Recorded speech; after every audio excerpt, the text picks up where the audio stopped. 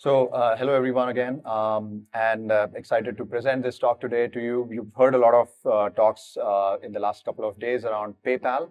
What we're going to introduce you today to is how does the Toolkit experience work on the Venmo side. So Venmo is also another cross-property, and I know Venmo often is used as a verb here as well. Venmo me certain amount of money, and I think that's really where we are going to go with this demo here as well. So the subject of the talk, enabling agentic payments on Venmo network with MCP. And specifically, we are looking for the search paradigm here. So quick introduction about myself. My name is Nitin Sharma. I'm a principal engineer in the Agentic AI team, essentially global analytics and data sciences team there here. My colleague who couldn't be here today, Cam Frenet, he is a principal engineer at Venmo. So huge shout out to Cam for collaborating with me on this POC. We actually jointly came up with a lot of the ideas here, and we're looking forward to taking many of these to production here. Okay, so Venmo is a social network built around commerce, right? So a lot of the people that you interact with on Venmo, you might actually have relationships with. They could be your friends, they could be people that you're living with. You're trying to actually complete a payment with them, split a payment, and so on and so forth. So you're effectively using Venmo for a large number of activities, and the people that you might know on Venmo are people that you might be friends with or you might be interacting with in a social setting there as well. So that's the core idea of search as well on Venmo. So today, Venmo users mostly use it to pay and get paid, right? So if you see towards the bottom right, you have a screen there where there is a little window where you put the name of the person or the handle of the person that you're looking for. And once you do that, Venmo will kick off a search process. It will try to find the person that you're trying to interact with. This person could be your friend. This person could be someone who you might have just met. In that scenario, you could also use the QR code. But the idea here is you're entering the text there of first name, last name of a given person, or the handle of that person, the Venmo handle of the person. And generally what you're trying to complete requests such as, I want to pay my friend $50, or I want to request $20 from my friend. You're not necessarily typing that text there. You're going up to a search bar. You're looking for the person in terms of their Venmo handle or their first and last name, and then completing the purchase. But users on Venmo could want more. It is a social network. You might actually know the people in a way that they could be your friends. They could be people that you're living with, people you could be attending events with. So you might want to interact with the app a lot more than maybe the way the interactions are scheduled today, where you're basically just going in and looking for people. There is a search process and search friction where you might want to actually find a person. Maybe you're able to find them in the first shot, maybe not, and so on and so forth. So there's the usual stuff that happens with search anywhere. So some of the questions that you could pose now is, what did I spend on lunch in SF last quarter? So I'm specifying a location, I'm specifying a timeline, and then I'm also specifying the kind of activity I'm interested in. So in the sense, I want to actually specifically look at how much did I spend on lunch? Or I want to pay my friend Andy $50 and I want to schedule a rent payment with my landlord. So again, there is some figuring out from context. You could have multiple friends named Andy, right? Or Venmo might not recognize Andy as your friend. So there could be those open problems. And you are scheduling a rent payment with your landlord. So now here in this scenario, again, you have to discern who could be your landlord, right?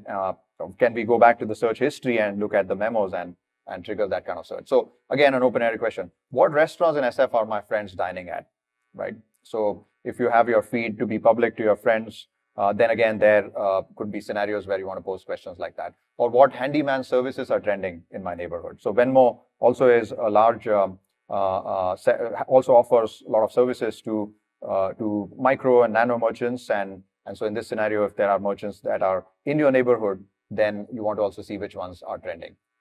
What are the events in your neighborhood that are worth checking out this weekend? So again, a loaded question there, in your neighborhood. So we have to figure out from context where your neighborhood is.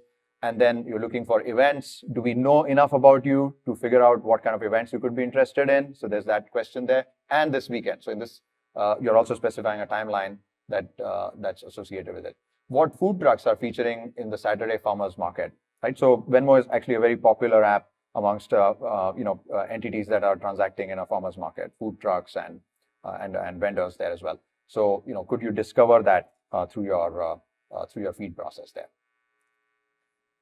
So these are questions, and can we answer these questions reliably? The answer to this is we are embarking on that journey. So now we have PayPal's MCP, and then the idea is, can we actually harness Venmo's social graph and the construct of interacting with that social graph through text, through plain language, and then answer interesting questions that could be related to your social networks. So let's take a look at how we used it to build some experiences here. So I'm going to walk you through a couple of flows, and then there are going to be some details on each of the flows. We are also going to go through some high-level code, and we're also going to look at some sequence diagrams and sequence flows here for you to get a full sense of how the toolkit was implemented. And so the idea is we are going to focus more on two flows, and then associated with that, the end-to-end experience. How did we actually go about building the toolkit? So we're going to share that recipe with you as we go along here. So the idea here is, so you saw the search experience earlier, where I'm looking for a specific person on the search bar. And can we change that paradigm from there to what do you want to do today? So now you have a search text or a little text box where you could start interacting with Venmo, and then you could pose open-ended questions to Venmo and see if there are answers to this question. So this is really the underlying idea of how we could change our interactions on Venmo. And then, we want to see if you could do a lot more. So in the sense, you want to be able to also potentially find friends and businesses on Venmo. So could you do that as well? So the overall goal here is, we want to be able to have users type in natural language and then take actions on their behalf, right? So when you start using natural language, a lot of open problems start to emerge, right? Is the LLM interpreting the context correctly? Are there any follow-up questions the LLM needs to revert back to the chat with? What kind of follow-up questions are good? How can we efficiently manage conversations so there's not a lot of chatter going on between the client and the servers? How can we protect contexts there? I want to share context, but I also want to be responsible in sharing that context. So a lot of open questions start to emerge then. And then one of the themes is, if I have a simple request where I want to pay a friend a certain amount of money and I want to schedule a payment with my landlord. So let's actually first take a look at a demo. And then what we are going to do is we are going to walk you through the different steps that we took to build a toolkit around it. So we'll granularize it to the extent possible. So feel free to ask any questions towards the end of the talk there. So let's so we have the search button there that is replaced by Pay with AI. So that's where your chat interface kicks in. So we are posing this question: I want to send $20 to my friend Andy Smith, first name and last name. Okay. So what happened there was a function callback. So you see that little MCP logo there, right? So there's a lot going on there, and we're going to start unpacking a lot of that. But what you see as a message is all set. We went back and looked at your Venmo balance. So $180 available in your Venmo balance. We located Andy with the user handle, Andy Smith, 992 here in this case, in the network, and sent him $20, and then updated the Venmo balance in the scenario as well. And then there could be a follow-up question there to be had. Okay. Continuing on.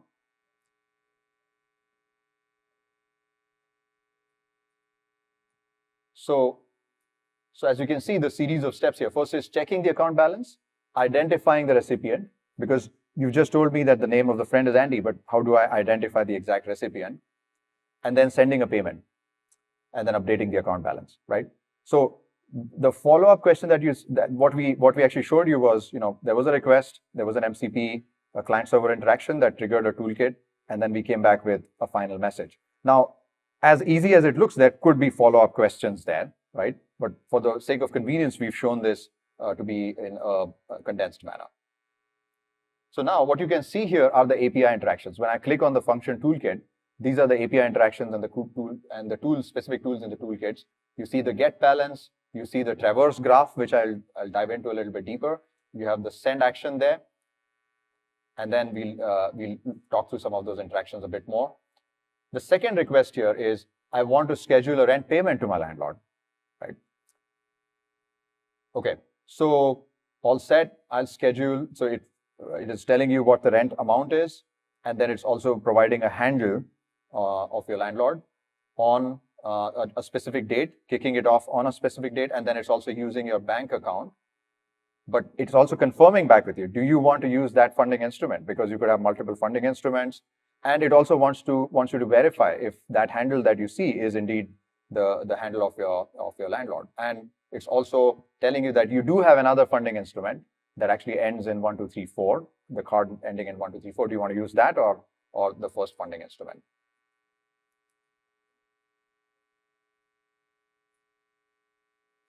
The bank account works okay. And so now what you see is setting up a recurring payment. So that's another function called back, right? And there's the confirmation message where the monthly $1,200 of recurring payment has been set from the bank account, and it's being sent to the specific handle. Let's take a very close look at.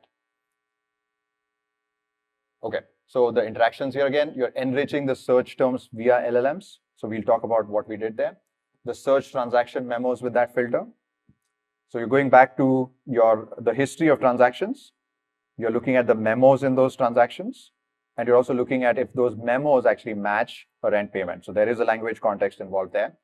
And then also looking at the handle of the user that is associated with that.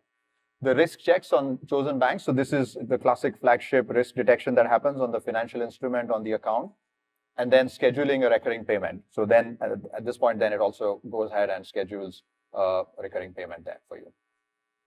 So if you see the details again, it breaks down to the toolkit. So you have generate filter, which is the first interaction. We'll talk through the toolkit there. There is a search capability. We are verifying the user's details there. And then finally, we come back with an output interaction that specifies that the transaction has been completed. So just one more time, it got the funding instruments. So it had found 2 on the file. And then it also triggered that the risk, also goes back and looks at the risk levels associated with each of the funding instruments. And then it finally sets a schedule for you for a recurring payment. And then there you see the output message. Okay, so this is the payment flow for P2P and recurring rent. So some details to consider there. So the entities here are user. And then we have a series of 6 tools here that we are defining as a part of the toolkit. You have the account tool, which is where you have authentication and balance check details. You have the social graph tool. This is what helps you discern the relationship between you and the person that you want to conduct this transaction with. There is the funding tool that allows you to query the backend in terms of what funding instruments you have on file, what is the preferred funding instrument or default funding instrument there. There is payment tool, which is where we facilitate the completion of the transaction. And then the memo analysis tool. So this is where we actually generate a filter on the initial query. So your intent was to complete a rent payment, right? And that is a text, right? So if I want to go through the memos, then there could be other synonyms for the word rent, right?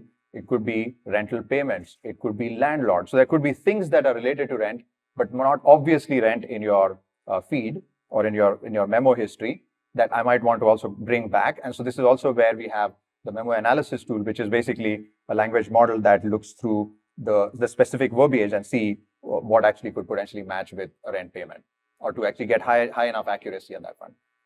And then we have the transaction analysis tool, which we'll talk about in more details. For this one, I think for this specific demo, we are only going to go up to the memo analysis tool. So a series of 6 tools that are defined in the part of the toolkit.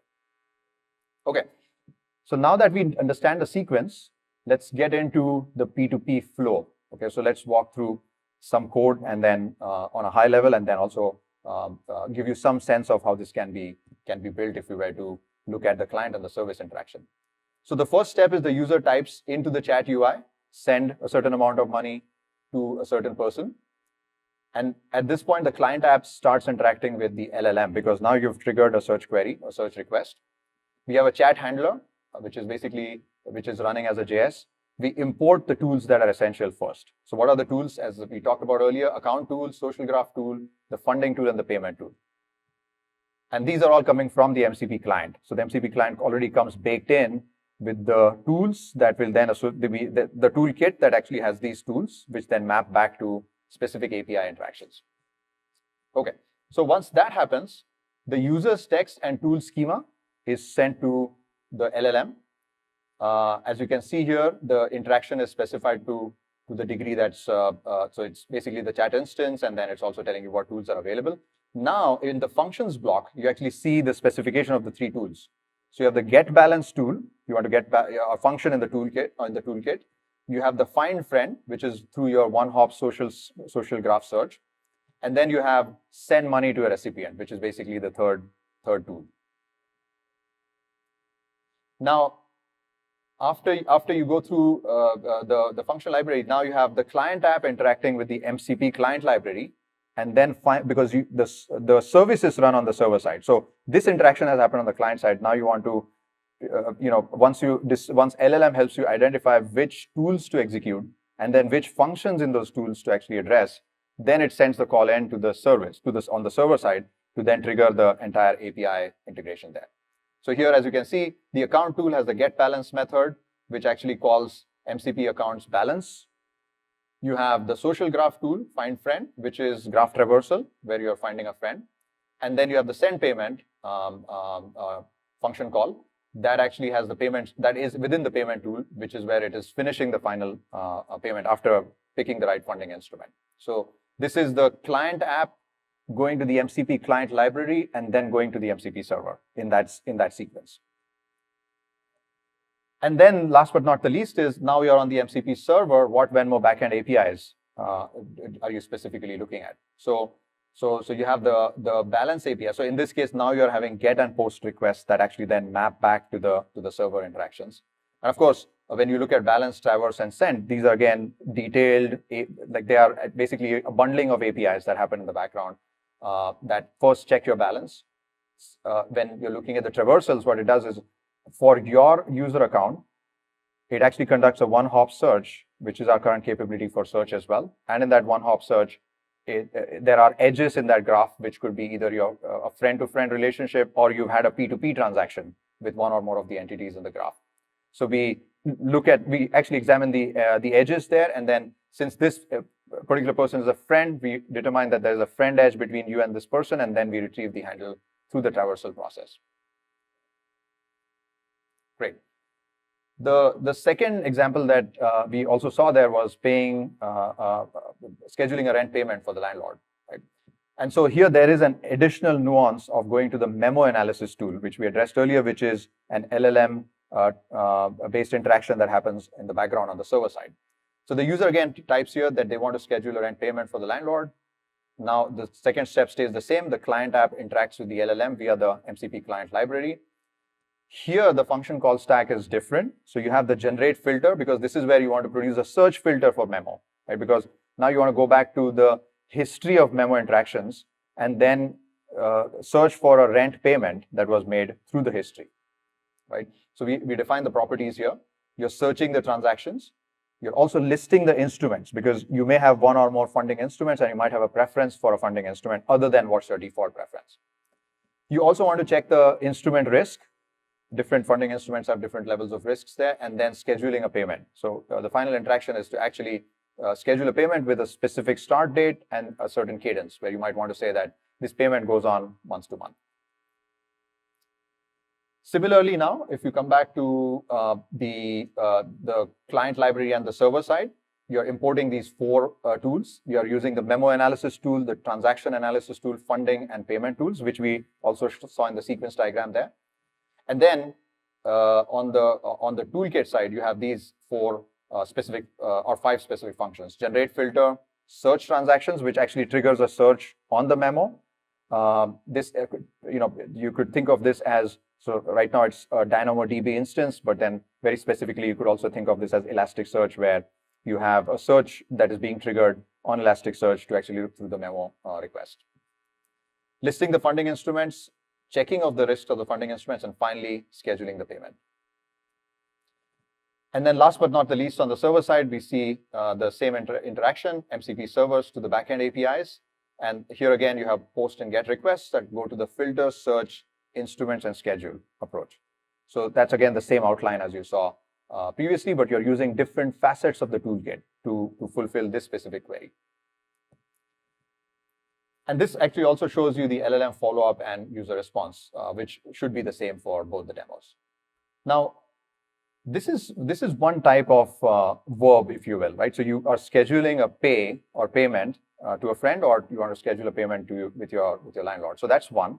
But then there could be other questions that the users could pose, that they're trying to learn more about their analytics or their past history, right? So let's walk through one demo that will demonstrate two more examples, and then we'll look through the sequence diagram, and then we'll also look at how we thought about the toolkits there.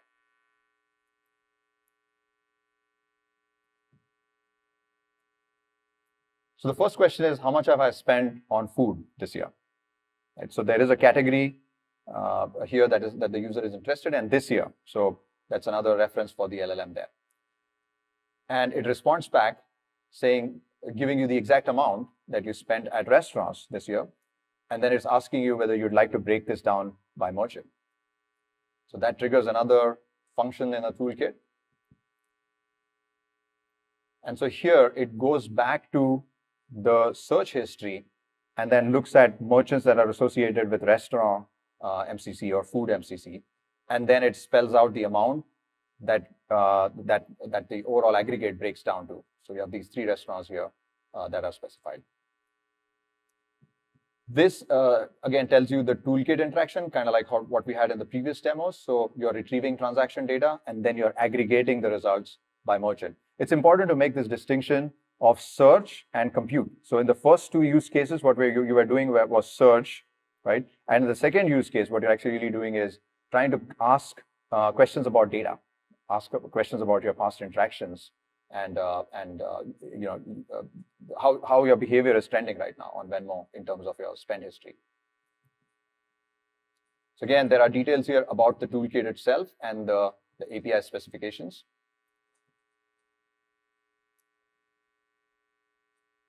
Now, if you have a personal account on Venmo, you could also have a business account on Venmo, right? And there is a way for you to link your personal and the business account together. And you might, as a user that's logged in, you might also be interested in a summary of how much was the inflow of cash into your business through Venmo for a given transaction history. So in this case, the question is a 3-month summary of transactions and volume on the business account. So for this linked user on their business account, they'd like to know the summary. So what it goes back is it runs a trigger on the number of transactions from the incoming transactions that happened with the business, and then the volume of those transactions. And then it also ends the search by specifying the current Venmo balance in that account. Again, the toolkit interaction there, checking the account type. So the login was happening to the individual account. We're checking the profile on the business account there, and then retrieving a business summary. And then you view the details again through the same call stack. So you have the MCP toolkit, and then you have the API interactions in the background. Great.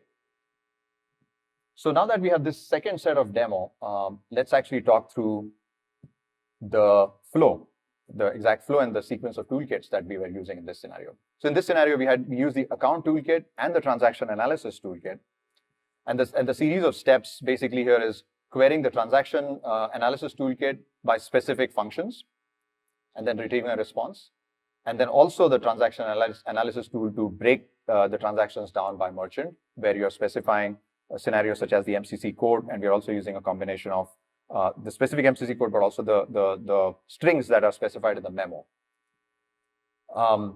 Also for the second interaction where you want to go, you want to get details related to the business summary, we are actually querying the account tool to get the account type, and then discern what is the linked business account associated with this individual user, and then trigger a business summary, monthly summary, and current balance query back into, or business summary query, and then return back with a response on monthly summary and current balance query from the transaction analysis toolkit.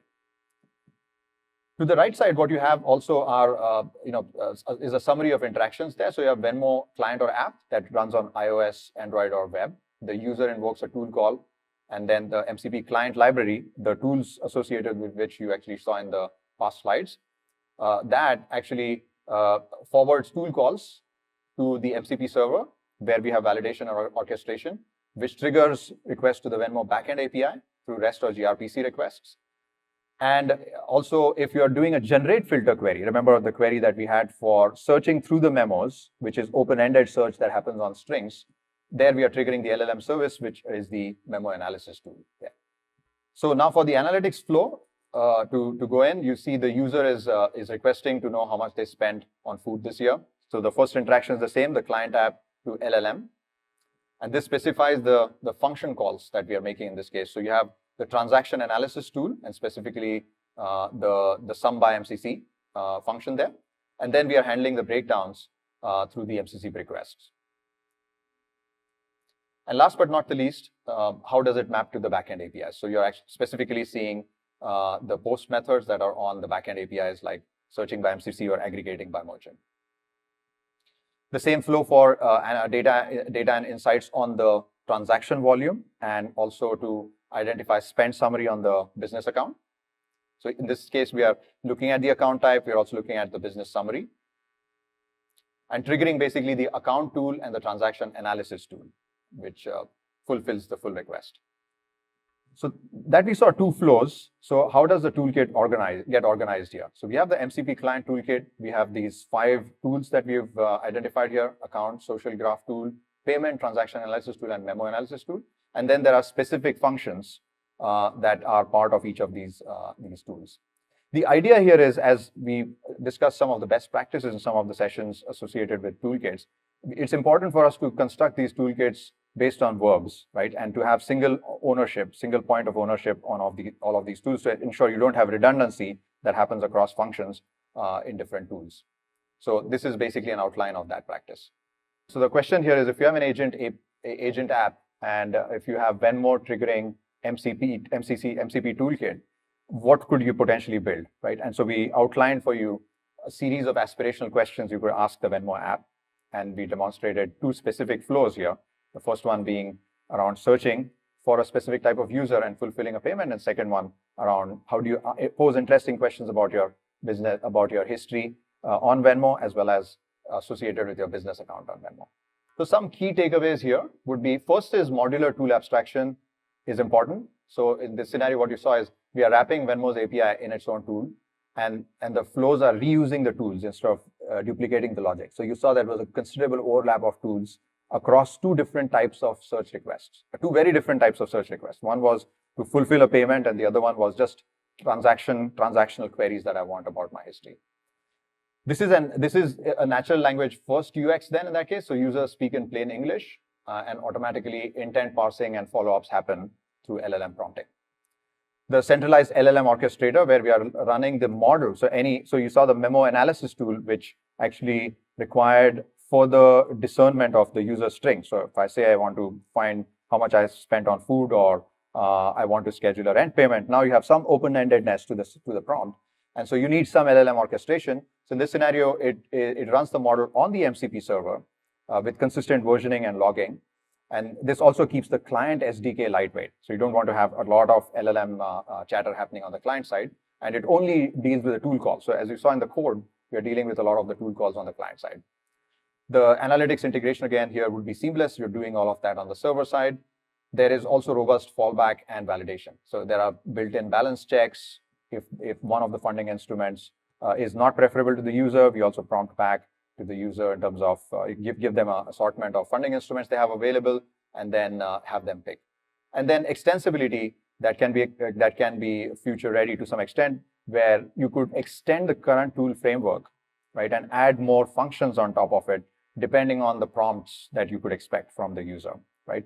Because now once you release an open-ended text format for the user to interact with the app, there is a large set of possibilities on how the user might interact with that app.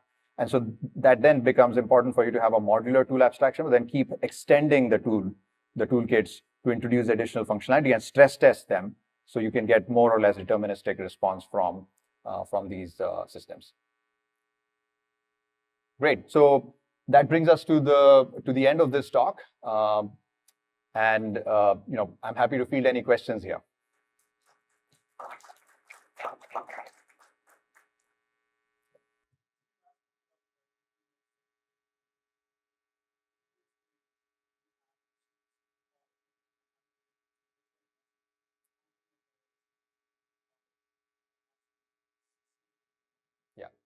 This is a great question. So I think that's the reason why modularity and definition of a toolkit becomes super important.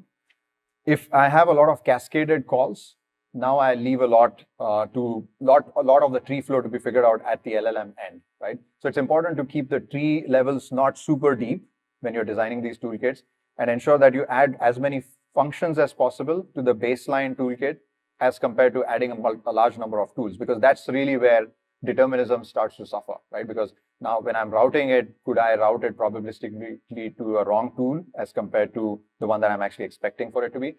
And this remains an open question.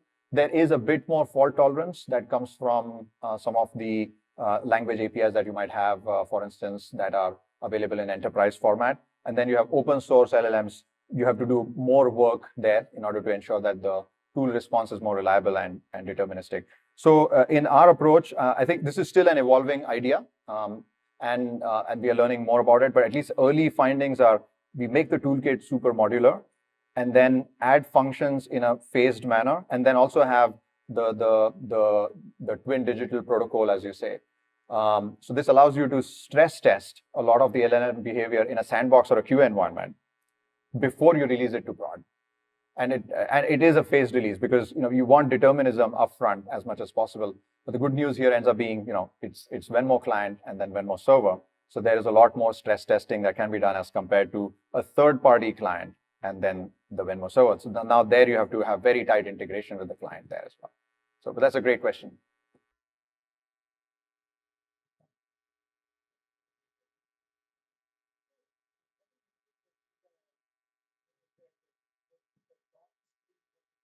Yeah, yeah, yeah.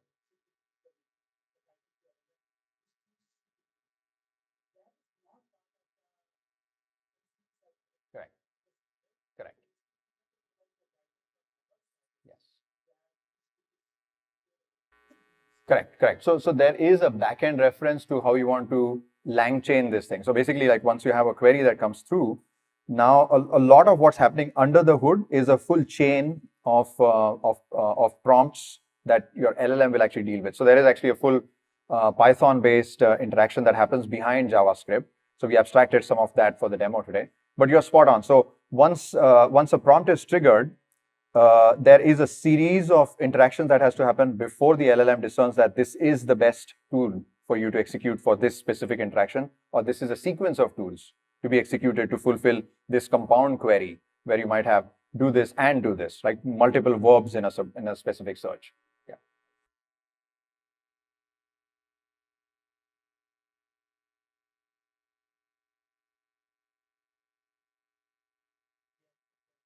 Sure.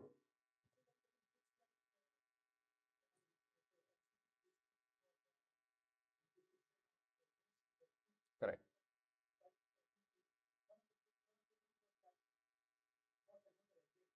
Yeah. Yeah. Yeah. Agent to, that's exactly the other very useful use case. So once your toolkit is ready and modularized with some effort related to context protocol assessment. So basically, once you're running all the toolkits on the server side, there is some burden of context assessment, but there's more when you're starting to integrate that with a third-party system, right? But once you do that, since your server paradigm is more or less ready, the sequence of APIs that are going to be triggered is discerned with a high amount of accuracy, because you've tested this in and out. And then also, like, these are again essentially Venmo's API fulfilling transactions on Venmo's client. Yeah, so I think in the sense that the client toolkit, once with some effort, and then of course with concrete use cases and then potential client interactions that we want to do with third parties, then there can be a potential path forward for that.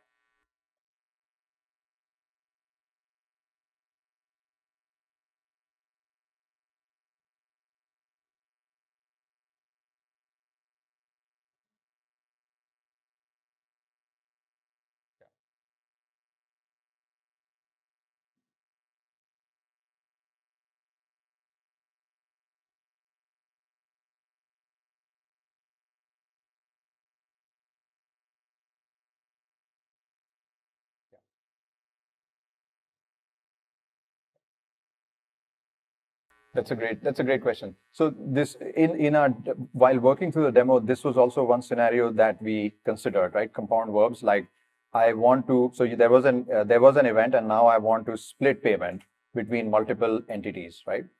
So that becomes one more layer of interaction on top of your pay. So you're still finishing a payment transaction, but you're abstracting it at a higher level where you first say, okay, I have 2 or 3 different entities that I want to send the payment to.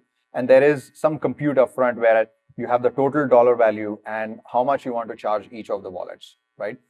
So, in our assessment, basically the backend APIs stay the same, but what happens in the front end is you figure out a lot of the processing up front, right? So the backend APIs will have some very specific kind of request, but so the LLM does some heavy lifting upfront to ensure that the JSON format that you need for triggering the request on the server side for that specific API is consistent across the board.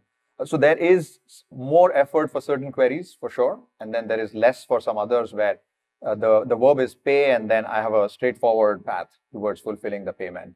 And I think a constant ongoing premise here is, especially on a social network where the kind of queries that the client could pose are very open-ended, the compound queries are very important, right? In the sense, first, do you have a direct API that fulfills that request? If you do, great, then what is the higher level of abstraction there that may help you break down your query into different parts and then resolve each query through a baseline API? And there could be scenarios where you don't have a baseline API, and now you find the need to construct one because this is a very interesting query that previously wasn't thought of on a framework such as that. So it's a combination of what are the abstractions of API? How do they need to evolve as a result of this open-endedness? Maybe the request structure also needs to keep up with some of the open-endedness that comes from the request, MCP request potentially. Yeah, so I think it depends on the way the query is structured, and compound queries certainly are more complex in terms of, first of all, figuring out what are the individual components of it. Do you have a direct API interaction? And how can you still keep the tool call stacks not too deep still, because that ends up being a challenge. You're still designing a toolkit to optimize for that problem of determinism, right? Where you still want to have a reliable callback coming from the server saying, okay, this is the flow you need to execute. So yes, so compound queries certainly need more design thinking. Yeah,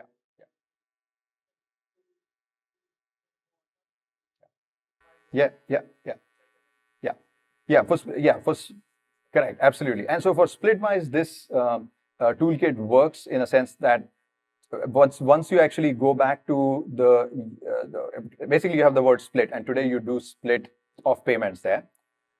And the backend API is triggered exactly the same way. So once you define the entities that are of interaction, the number of entities, the total amount that you want to split across the entities, and then you trigger the backend API with the same request. But some queries that become more compound are, for example, things like finding events or searching through the feed in more complex ways, where if your memos are not rich enough, then you may not have enough signal on those.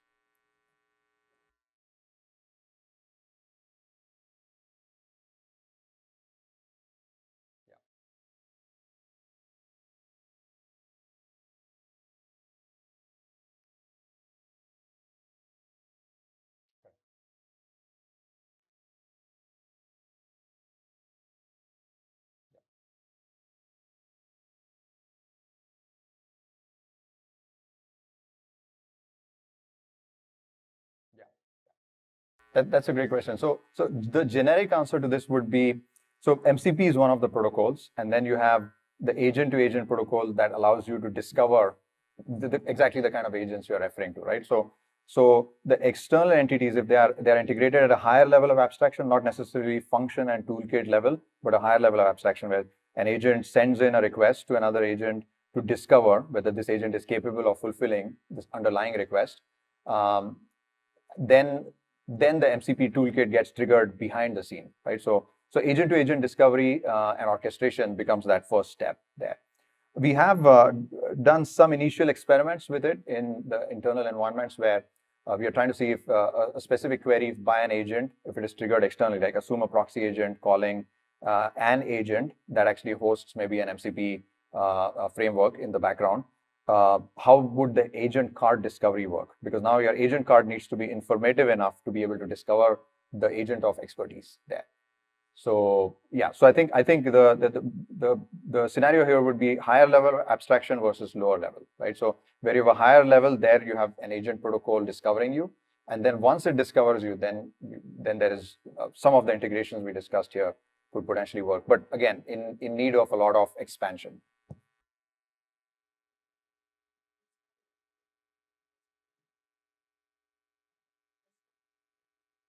Yes, exactly. So that's a great point. So in A2A protocol, and this is still an evolving protocol, A2A protocol. So A2A protocol actually has agent card has an attribute that is identified as trust level. How much does this agent trust a specific agent? And that synergy is currently established through because so protocol owners actually own the trust attribute there, right? So protocol owners, for instance, would onboard folks on the consortium, and then based on that consortium and based on some rules of engagement on how their agent would interact with an upstream agent, that could define a lot of the agent card attributes. So trust level, as I understand, based on the API, is one of the attributes there. Of course, there will be some indicators to discern how you could trust one agent more than the others, and that continues to be an evolving area because A2A, as I understand, was just released a few weeks ago, and the agent cards have exposed these attributes. But then at the same time, you might have scenarios where multiple agents are discoverable, and then how would you do the routing in that sense? So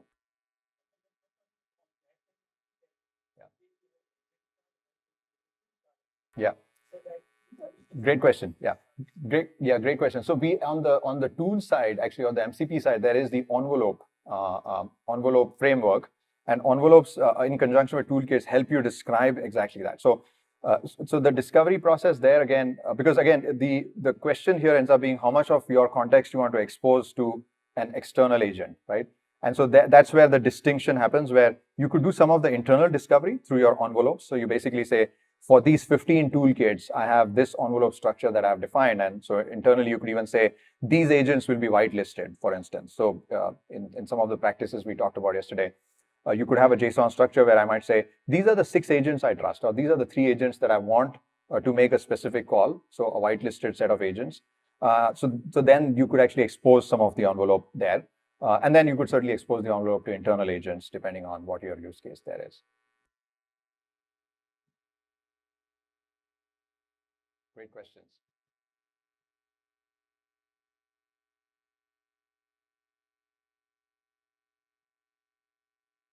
Sounds good. We are about time here, but happy to answer any questions. I'll be around here in the conference. Please feel free to reach out anytime. Thank you.